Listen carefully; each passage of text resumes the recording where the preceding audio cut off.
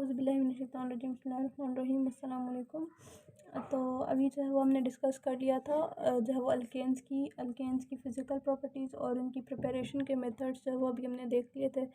अब हम जो है वो स्टार्ट करेंगे अल्केन की केमिकल रिएक्शंस। ठीक है, तो केमिकल प्रॉपर्टीज़ या फिर chemical reactions of alkane.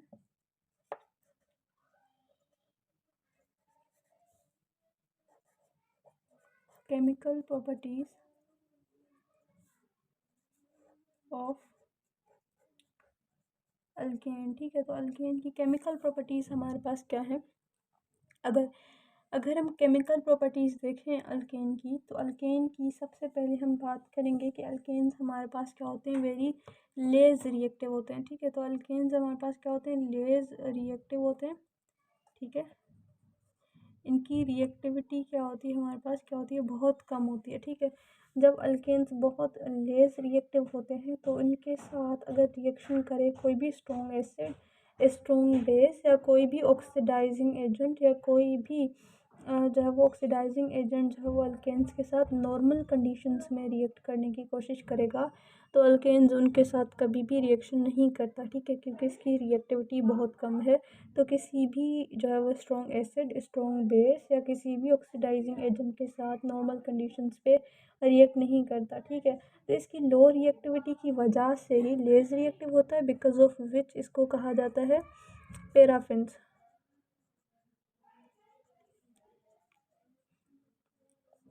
Paraffins क्यों कहा जाता है, क्योंकि इसकी रिएक्टिविटी क्या होती है, बहुत कम होती है। ठीक है, पैराफिन्स का मतलब क्या होता है, पैराफिन का जो है वो हमारे पास क्या होता है, लैटिन जो है वो लैंग्वेज का वर्ड है। Parum means little and affinis means affinity. ठीक है, पैरम, ठीक है, लिटिल एफिनिटी, सिंपली मैं लिख देती हूँ लिटिल एफिनिटी। ठीक है, क्योंकि इसकी एफिनिटी क्या होती है, बहुत कम होती है, रिएक्टिविटी बहुत कम होती है, इस वजह से इसे कहा जाता है पैराफिन। यानी कि इसकी क्या होती है, लिटिल एफिनिटी होती है किसी भी कंपाउंड की तरफ। ठीक है, अब इसकी रिएक्टिविटी कम क्यों होती है, कम होने के रीज़न क्या है।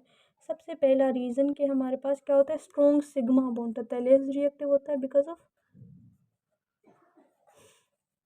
Of strong sigma bond. ठीक है, स्ट्रॉन्ग सिग्मा बॉन्ड होने की वजह से ये क्या होता है, लेज़ रिएक्टिव होता है। ठीक है, इसका जो सिग्मा बॉन्ड है वो बहुत ज़्यादा स्ट्रॉन्ग होता है, चाहे वो कार्बन के दरम्यान में है, दो कार्बन के दरम्यान में, चाहे वो कार्बन और हाइड्रोजन के दरम्यान में जो सिंगल बॉन्ड है या सिग्मा बॉन्ड है, वो बहुत ज़्यादा स्ट्रॉन्ग होता है। जब वो बहुत ज़्यादा स्ट्रॉन्ग होता है तो इलेक्ट्रॉन्स हमारे पास क्या होते हैं, tightly held together with the nucleus. ठीक है, वो टाइटली हेल्ड होते हैं। जब वो टाइटली बाउंड होते हैं ना न्यूक्लियस के साथ इलेक्ट्रॉन्स, ठीक है, तो इनमें क्या होती है, इनकी रिएक्टिविटी ऑलरेडी बहुत कम होती है। अब इनकी रिएक्टिविटी क्यों कम है, क्योंकि इसके पास स्ट्रॉन्ग सिग्मा बॉन्ड है, और जब स्ट्रॉन्ग सिग्मा बॉन्ड है तो कोई भी पोलैरिटी इनके पास नहीं होती। ठीक है, क्योंकि अब अच्छा, पोलैरिटी किस वजह से क्रिएट हो सकती है, पोलैरिटी क्रिएट होती है जब हमारे पास क्या होता है, इलेक्ट्रोनेगेटिविटी के डिफरेंसेस ज़्यादा हों। ठीक है, स्ट्रॉन्ग सिग्मा बॉन्ड की वजह से, और दूसरा हमारे पास हो जाता है नॉन पोलर नेचर की वजह से।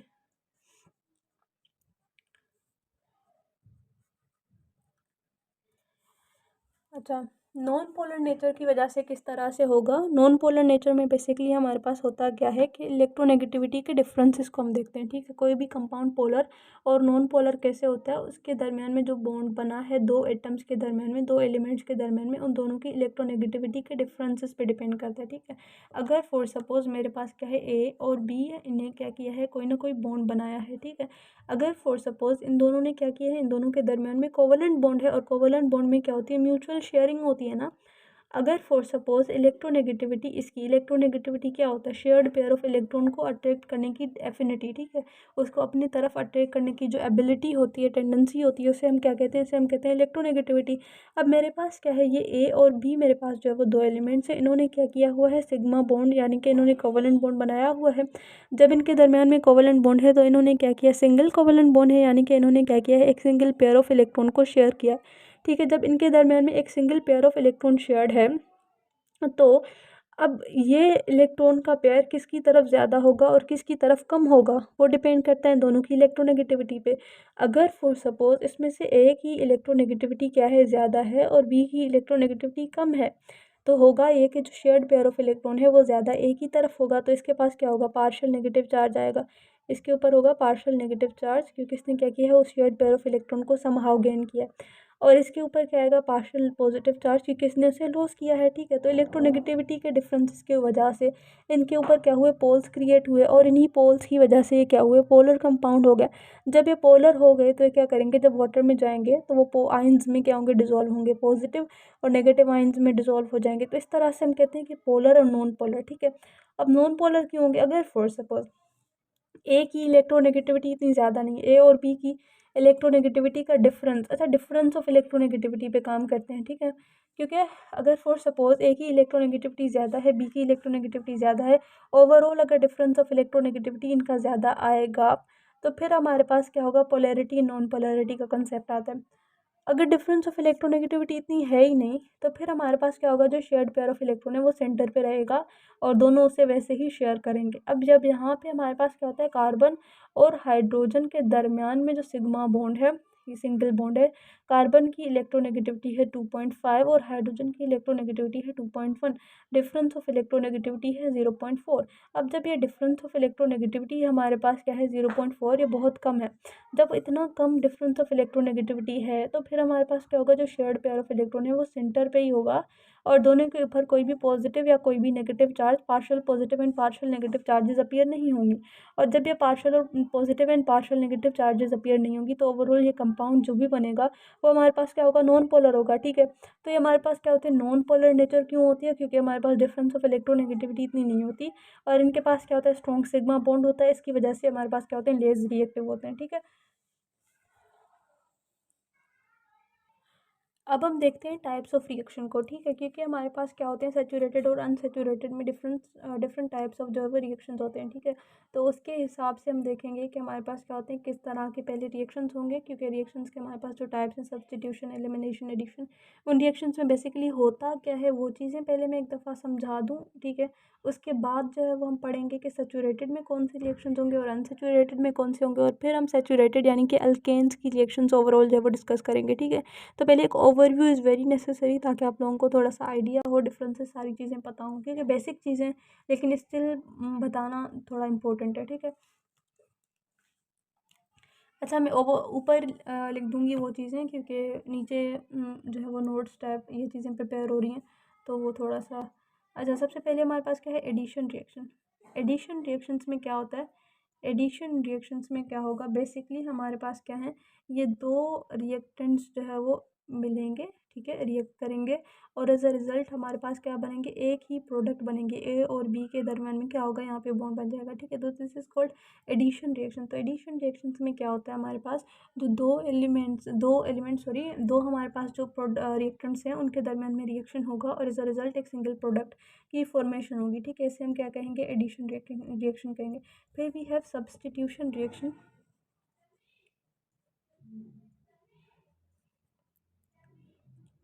सब्स्टिट्यूशन रिएक्शंस में क्या होता है, बेसिकली हमारे पास क्या है, ए और बी है, इन्होंने क्या किया, इन्होंने जो है वो रिएक्ट किया। जब इनके दरमियान में रिएक्शन होगा तो ये क्या करेंगे, रिएक्ट करेंगे और इनकी मतलब ये जो एक दूसरे के साथ क्या होंगे, रेडिकल्स को एक्सचेंज करेंगे, ठीक है। जब एक दूसरे के साथ ये क्या करेंगे, रेडिकल्स को एक्सचेंज करके ये क्या करते हैं, ये प्रोड्यूस करते हैं मतलब सब्स्टिट्यूशन प्रोडक्ट जो है वो प्रोड्यूस करते हैं, ठीक है। एक दूसरे के साथ रेडिकल्स को एक्सचेंज करके इन्होंने क्या किया, डिफरेंट प्रोडक्ट्स जो है प्रोड्यूस किए, ठीक है। इसके एग्जांपल मैं एक दे देती हूँ यहाँ पे। अगर फॉर सपोज मेरे पास क्या है, मीथेन है, इसने क्या किया, क्लोरीन के साथ रिएक्शन किया तो रिएक्शन के बाद क्या होगा, एक क्लोरीन इसने दिया, यहाँ से हाइड्रोजन लिया, ठीक है। इन दोनों ने क्या किया, एक दूसरे के साथ एक्सचेंज किए पार्ट्स को, ठीक है। तो एज अ रिजल्ट मेरे पास क्या बना, एक डिफरेंट जो है वो प्रोडक्ट बना। तो इसे हम क्या कहेंगे, इसे हम कहेंगे सब्स्टिट्यूशन रिएक्शन, ठीक है। सब्स्टिट्यूशन के बाद हमारे पास एक टाइप होता है which is called elimination reaction.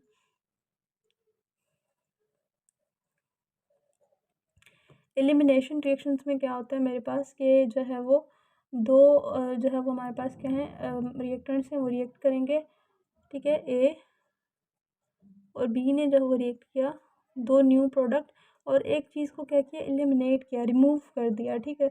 अब इसमें क्या होगा, बेसिकली ये क्या है मेरे पास जो है इसमें क्या होता है, रिएक्टेंट्स कम होते हैं, प्रोडक्ट ज़्यादा होते हैं।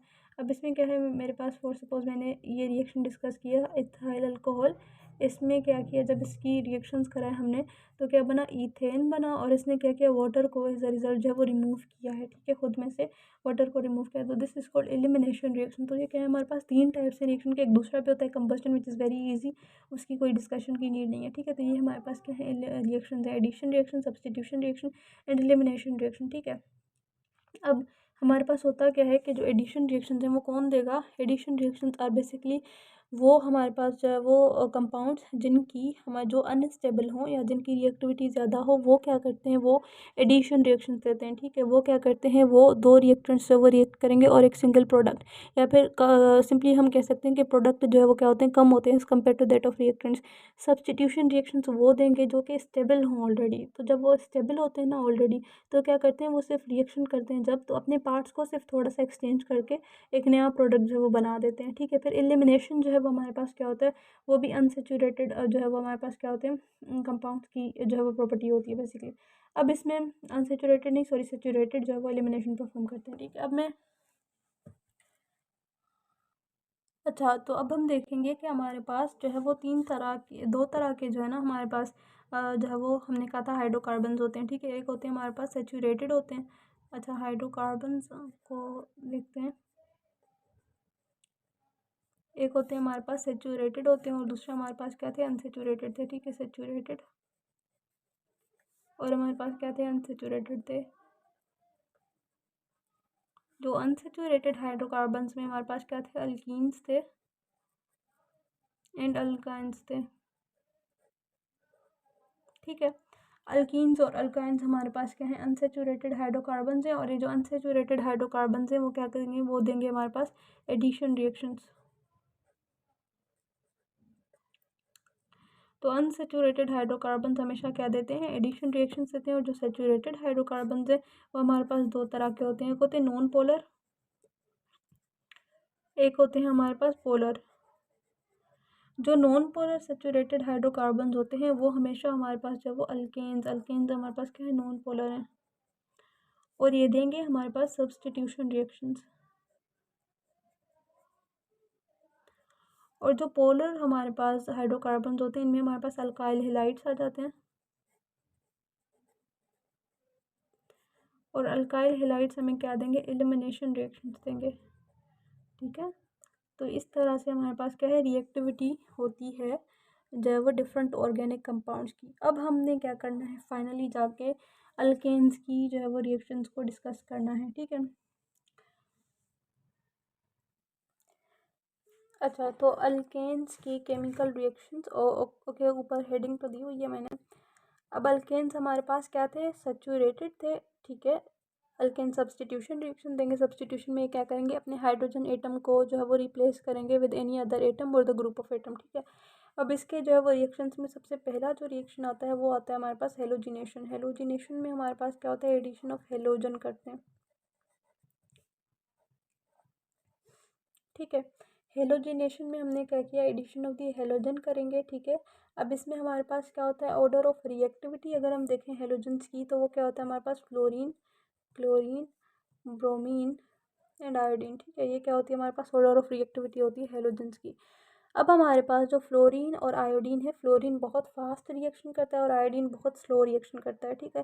फ्लोरीन बहुत फास्ट रिएक्शन करता है और इस वजह से हम इसका जो है वो इतनी ज़्यादा जो है वो इसके मतलब नहीं देखते, ठीक है। लेकिन जो आयोडीन है इसकी बहुत स्लो रिएक्शन होती है, ठीक है। तो इस वजह से हमारे पास अच्छा, जो फ्लोरीन है वो बहुत फास्ट रिएक्शन करता है और एज अ रिज़ल्ट हमारे पास क्या होते हैं, हमारे पास जो वो मिक्सचर जो वो बन जाते हैं, ठीक है, fluorinated alkane and fluoro hydrofluoric acid के, ठीक है। अच्छा, फ्लोर बेसिकली सिंपल मैं अगेन बताती हूँ, ठीक है। अब हमारे पास जो हेलोजन्स हैं उनकी जो ऑर्डर ऑफ रिएक्टिविटी है वो क्या है, decreasing order of reactivity, fluorine, फिर क्लोरीन, फिर ब्रोमीन और फिर आयोडीन, ठीक है।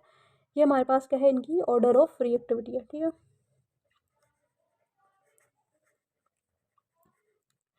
ये है इनकी ऑर्डर ऑफ रिएक्टिविटी। जब इनकी ऑर्डर ऑफ रिएक्टिविटी ये है तो हमारे पास क्या होते हैं, जो फ्लोरीन है इसकी रिएक्टिविटी बहुत ज़्यादा है और आयोडीन की रिएक्टिविटी बहुत कम है। क्लोरीन और ब्रोमीन की रिएक्टिविटी क्या होती है, मॉडरेट होती है। अब जब फ्लोरीन की रिएक्टिविटी बहुत ज़्यादा मतलब वायलेंट होती है, ठीक है, तो उसके रिजल्ट में हमारे पास क्या होते हैं, mixture of fluorinated alkane hydrofluoric acid बनते हैं, ठीक है। तो इस वजह से हमारे पास जो है वो इतना ज़्यादा हम इसको डिस्कस नहीं करते। और दूसरा आयोडीन जो है वो क्या करता है, वो बहुत स्लो उसका रिएक्शन होता है, ठीक है, और उसका जो रिएक्शन है वो इरिवर्सिबल होता है, तो इसकी जो सब्सटीट्यूशन है वो बहुत स्लो होती है, ठीक है। तो इस वजह से मॉडरेट रिएक्शन हमारे पास कौन देता है, क्लोरीन और ब्रोमीन जो है वो मॉडरेट रिएक्शन देते हैं, और इसी वजह से हम इन्हीं को जो है वो डिस्कस करते हैं, ठीक है। अब मैं पहले क्लोरीन का सिर्फ रिएक्शन आपको बताऊंगी, ठीक है, लेकिन क्लोरीन का जो है वो रिएक्शन मैं आपको बताऊंगी, और इसके स्टेप्स और जो है वो जो ओवरऑल हमारे पास मैकेनिज्म है रिएक्शन का वो भी हम करेंगे, लेकिन जो ब्रोमीन का है वो आप लोगों ने खुद जो है वो खुद से करना है, ठीक है। अब इसमें होगा ये कि मेरे पास क्या है, ये मेरे पास कोई ना कोई अल्केन है, ठीक है, और सपोज मैंने कहा मेरे पास है CH4, ठीक है, कोई भी अल्केन है। इस अल्केन ने क्या किया, रिएक्ट किया किसी भी हेलोजन के साथ, हमने हेलोजन का लिखा X2, ठीक है। जब ये इस हेलोजन के साथ रिएक्ट करेगा तो ये जो अल्केन है ये क्या करेगा, अपना एक हाइड्रोजन लूज़ करेगा, ठीक है, अपने एक हाइड्रोजन को रिमूव करेगा, और फिर उस हाइड्रोजन की जगह पे वो उस अल्केन को सब्सटीट्यूट करेगा, ठीक है। अब इस तरह से होगा, ठीक है, CH3, और फिर ये क्या किया, इस क्लोरीन को अपने साथ एक्स को, वो जो हेलोजन है उसको क्या करेगा, अपने साथ लगा देगा, ठीक है। और फिर जो दूसरा इसका जो हाइड्रोजन हाइड्रोजन रिमूव हुआ था वो क्या करेगा, वो इस हेलोजन के साथ होगा। एक दफ़ा ओपन करके इस स्ट्रक्चर को समझा दूँ। ये मेरे पास क्या है, ये है वो अल्केन, कोई भी उस अल्केन के साथ क्या किया, इस हेलोजन ने रिएक्शन किया। ये हेलोजन जब आएगा तो इसका एक हाइड्रोजन अपने बॉन्ड को तोड़ देगा। जब इसका ये बॉन्ड टूटेगा तो यहाँ पे ये क्या करेगा, उस हेलोजन के साथ बॉन्ड बनाएगा, और यहाँ पे इसके हाइड्रोजन के साथ, और ये हाइड्रोजन इसके हेलोजन के साथ अगेन जो है वो बॉन्ड बना देगा, और दूसरा जो है वो कंपाउंड जो है वो बना देगा, ठीक है। अब इस तरह से इसमें क्या होता है, हमारे पास सनलाइट जो है वो यूज़ होता है, ठीक है। सनलाइट की प्रेजेंस में ये रिएक्शन होता है, ठीक है।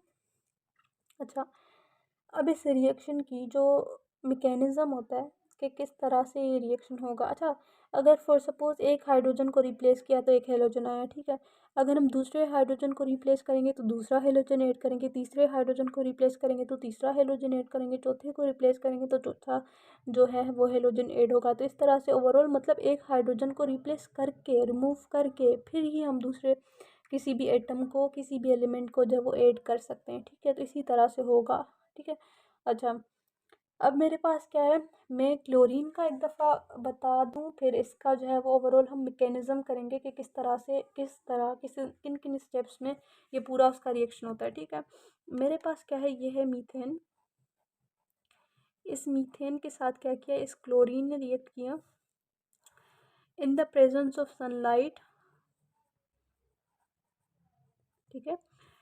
ये क्या करेगा, ये इस मीथेन में से एक हाइड्रोजन को रिमूव करेगा, क्लोरीन इसमें ऐड होगा, और फिर जब वो HCl की फॉर्मेशन होगी, ठीक है। ये मेरे पास क्या है, रिएक्शन है। अब इसी रिएक्शन को फर्दर भी हम करेंगे, ठीक है। ये जो CH3 है इसमें से क्या करेगा, एक हाइड्रोजन रिमूव होगा, CH2Cl2 होगा, ठीक है। फिर इसी तरह से मतलब जो है वो मतलब रिएक्शन जब वो चलता जाएगा, और एट द एंड जब वो CCl4 की प्रोडक्शन होती है, जो CCl4 है इसमें हाइड्रोजन नहीं होता। ये हमने फर्स्ट लेक्चर में डिस्कस किया है कि CCl4 में हाइड्रोजन नहीं होता, बट स्टिल वो हमारे पास क्या होता है, ऑर्गेनिक होता है, because it is derivative of methane, organic compound का डेरिवेटिव है, ठीक है। तो ये मेरे पास क्या है, CH3Cl, इसके साथ अगेन रिएक्शन कराया, ठीक है। तो फिर ये क्या होगा, इसी तरह से CH2Cl2 और HCl, फिर CH2Cl2, इसके साथ क्लोरीन ने रिएक्शन किया, CHCl3 और ये HCl, CHCl3 के साथ क्लोरीन ने रिएक्शन किया, CCl4 and HCl। This is chloromethane, dichloromethane, trichloromethane, tetrachloromethane, ठीक है। ये हमारे पास क्या है, इस तरह से, ठीक है। अब हम क्या करेंगे, मैकेनिज्म पढ़ेंगे इस रिएक्शन नंबर 1 का, ठीक है। 1 2 3 4 रिएक्शन है।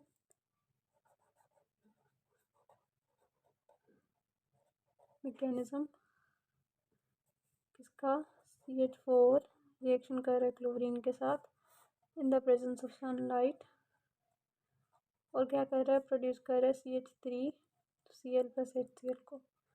इसका मैकेनिज्म देखना है, ठीक है। अब जो सनलाइट है वो हमेशा पहले रिएक्शन में यूज़ होता है, ठीक है, सब में सनलाइट यूज़ नहीं होता, ठीक है। अब इस रिएक्शन का जो मैकेनिज्म है वो क्या होते हैं, 3 स्टेप्स होते हैं इस रिएक्शन के। ये रिएक्शन जो है वो 3 स्टेप्स में होता है। सबसे पहले हमारे पास क्या होता है, इनिशिएशन। इनिशिएशन वाला जो स्टेप है इसमें क्या होगा, हमारे पास जो क्लोरीन का मॉलिक्यूल है ये क्या होता है, ये ब्रेक होता है, और इसी जो है वो फर्स्ट स्टेप में हम क्या करते हैं, सनलाइट को यूज़ होती है। सनलाइट यूज़ किसके लिए होती है, क्लोरीन के मॉलिक्यूल के ब्रेक करने के लिए यूज़ होती है। बाकी के जो स्टेप्स हैं उनमें सनलाइट यूज़ नहीं होती, ठीक है। जब ये ब्रेक होगा तो क्लोरीन के रेडिकल्स बन जाएंगे, ठीक है। ये यहाँ से क्या होगा, ब्रेक होगा क्लोरीन रेडिकल। और रेडिकल का मकसद क्या होता है, रेडिकल बेसिकली हमारे पास कोई भी जो है वो जो है वो हमारे पास क्या हो, कंपाउंड या कोई भी एलिमेंट जिसके पास क्या हो, अनपेयर्ड इलेक्ट्रॉन हो, ठीक है, उसको हम क्या कहेंगे, रेडिकल कहेंगे, ठीक है। और ये जो रेडिकल होता है वो क्या होता है, वो हाईली रिएक्टिव होता है। अब इसमें रेडिकल कैसे बना, क्लोरीन और क्लोरीन के दरमियान में क्या है, डबल बॉन्ड है, ठीक है। क्लोरीन की अगर हम देखें जो है वो इलेक्ट्रॉनिक कॉन्फ़िगरेशन, तो क्लोरीन का जो एटॉमिक नंबर है वो मेरे पास क्या होता है, वो 7th होता है, ठीक है। नो नो सॉरी, क्लोरीन का जो एटॉमिक नंबर है वो क्या होता है, हमारे पास 17 होता है, आई गेस। और जो है वो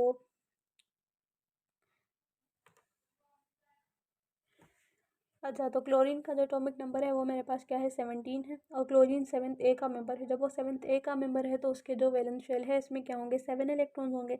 एक क्लोरीन जब दूसरे क्लोरीन के साथ बॉन्डिंग करेगा तो उसमें क्या होता है, हमारे पास 8 इलेक्ट्रॉन्स हो जाते हैं बाय शेयरिंग, ठीक है, कोवलेंट बॉन्ड, ये चीज़ें होती हैं, ठीक है।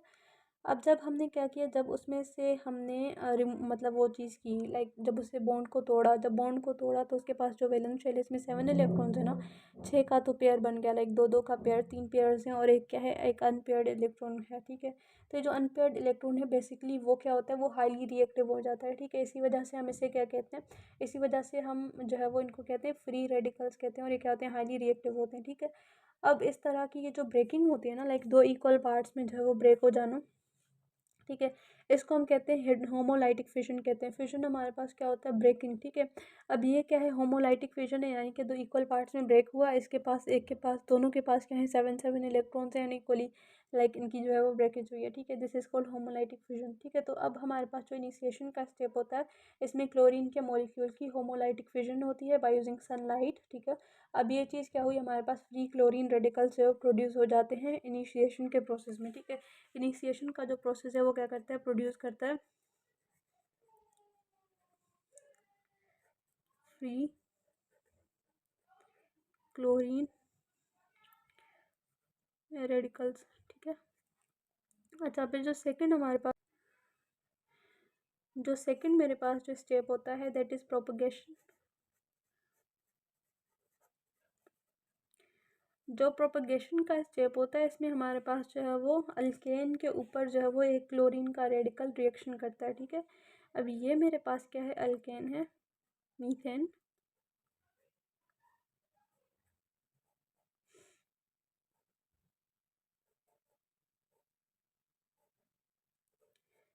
इस मीथेन के ऊपर जो है वो रिएक्शन किया इस क्लोरीन रेडिकल ने और इस बॉन्ड को तोड़ दिया, ठीक है।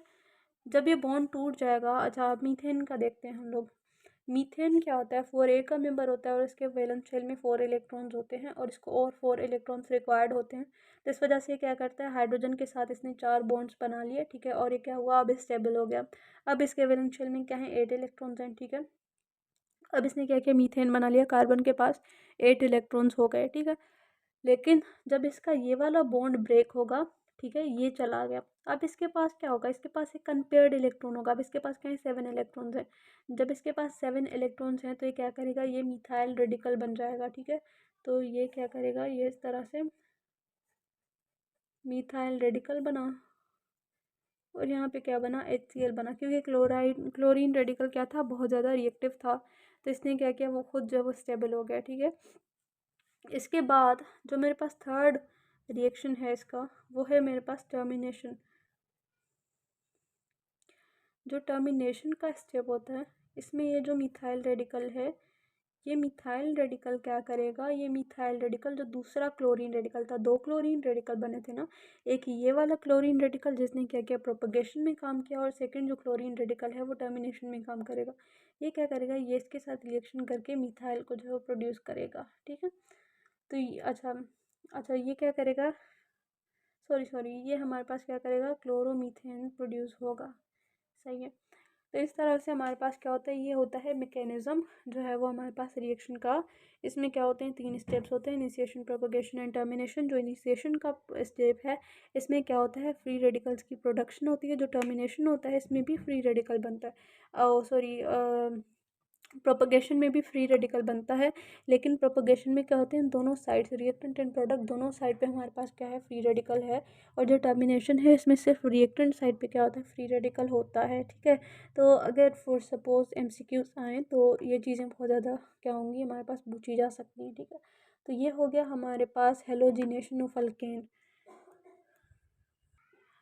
अब हम क्या करेंगे, इसका सेकेंड रिएक्शन पढ़ेंगे, वो है हमारे पास नाइट्रेशन। नाइट्रेशन में क्या होता है, सब्स्टिट्यूशन होती है किसकी, नाइट्रो ग्रुप या फिर नाइट्रोनियम आयन की। ठीक है, नाइट्रो ग्रुप और nitronium ion, sorry this called nitro group या फिर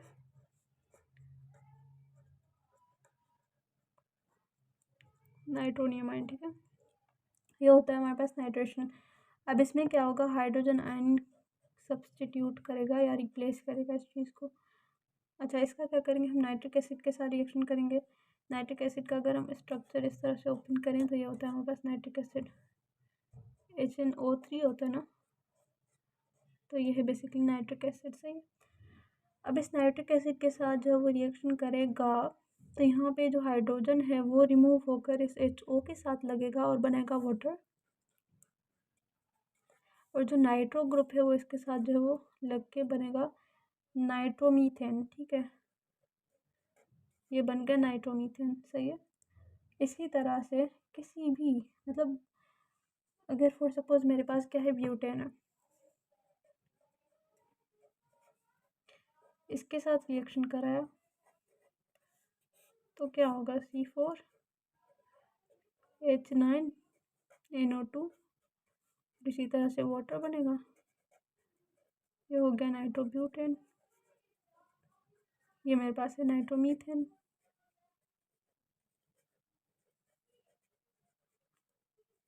ठीक है, तो इस तरह से क्या होती है, हमारे पास प्रोसेस होता है नाइट्रेशन का। फिर हमारे पास जो थर्ड रिएक्शन होता है इसका होता है ऑक्सीडेशन।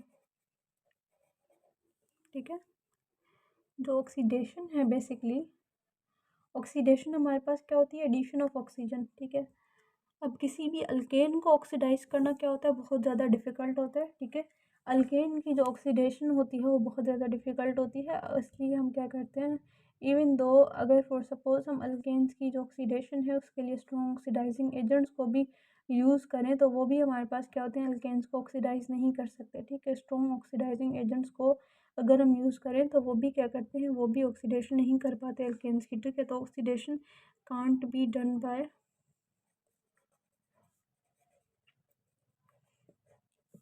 स्ट्रॉन्ग ऑक्सीडाइजिंग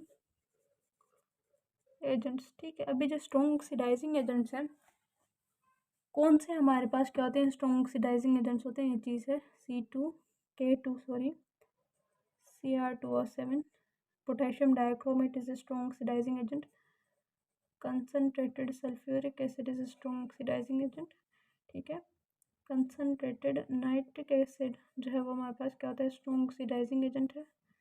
और अगर फॉर सपोज पोटेशियम परमैंगनेट को यूज़ किया जाए तो वो भी मेरे पास ऑक्सीडाइजिंग एजेंट है। पोटेशियम क्रोमेट, ठीक है, पोटेशियम क्रोमेट भी क्या है, ऑक्सीडाइजिंग एजेंट। ठीक है, तो ये क्या होते हैं, ये होते हैं strong oxidising agent.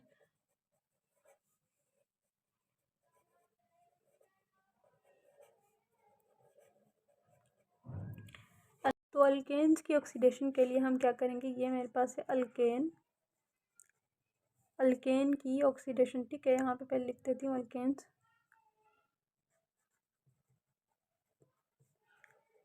Can be oxidised by copper metal, ठीक है। तो अल्केन की ऑक्सीडेशन किस तरह से हो सकती है, कॉपर की प्रेजेंस में होगी, ठीक है।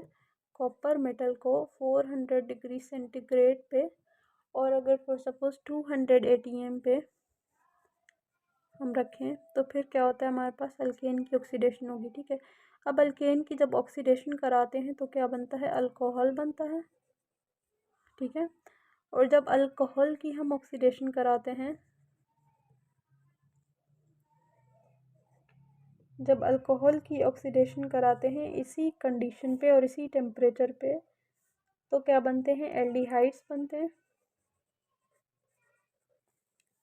और जब हम एल्डिहाइड्स की ऑक्सीडेशन करें इसी टेम्परेचर एंड कंडीशन पे, तो फिर हमारे पास क्या बनते हैं, कार्बोक्सिलिक एसिड बनते हैं। और जब हम कार्बोक्सिलिक एसिड की ऑक्सीडेशन करें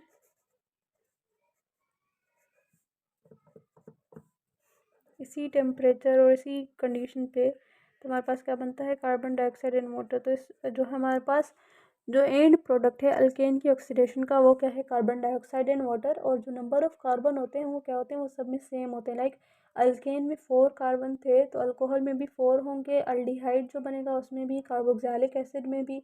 इस तरह से हमारे पास क्या होते हैं, जो नंबर ऑफ कार्बन है वो क्या होते हैं, सेम होते हैं। और ये क्या होता है, हमारे पास ओवरऑल जो है वो अल्केन की ऑक्सीडेशन होती है, ठीक है। तो हमने क्या किया, अगर फॉर सपोज मतलब क्या होता है, इस तरह से होता है, ठीक है। ये क्या है, हमारे पास अल्केन की ऑक्सीडेशन है, तो अल्केन स्ट्रॉन्ग ऑक्सीडाइजिंग एजेंट भी अल्केन को ऑक्सीडाइज नहीं करते। लेकिन जब हम अल्केन की ऑक्सीडेशन करें the presence of copper metal, high temperature and higher pressure पे, तो फिर क्या होती है, अल्केन की ऑक्सीडेशन पॉसिबल है। और अल्केन की ऑक्सीडेशन से हमारे पास क्या होते हैं, अल्कोहल बन सकते हैं, फिर अल्कोहल से अल्डिहाइड, अल्डिहाइड से कार्बोक्सिलिक एसिड, और एंड प्रोडक्ट क्या होता है इसकी ऑक्सीडेशन का, कार्बन डाइऑक्साइड एंड वाटर, ठीक है। फिर हमारे पास क्या होती है, अल्केन की कंबस्टन, ठीक है। फोर्थ एंड लास्ट रिएक्शन है कंबस्टन, कंबस्टन ऑफ अल्केन, ठीक है। मेरे पास कोई भी अल्केन है, जब इसकी क्या करेंगे, कंबस्टन कराएंगे in the presence of oxygen, ठीक है। तो फिर क्या होगा, फिर होगी कार्बन डाइऑक्साइड एंड वाटर की प्रोडक्शन होगी अलोंग विद हीट, ठीक है। तो ये क्या होता है, हमारे पास कंबस्टन होता है, ठीक है। तो बेसिकली अच्छा ये चीज़ें होती हैं हमारे पास, जो है वो मतलब हमारे पास क्या होती है, कंबस्टन होती है। तो ये क्या थी, हमारे पास रिएक्शंस थे अल्केन के। इसके बाद जो है वो नेक्स्ट लेक्चर में हम क्या करेंगे, अल्कीन्स को स्टार्ट करेंगे। थैंक यू सो मच, अल्लाह हाफिज़।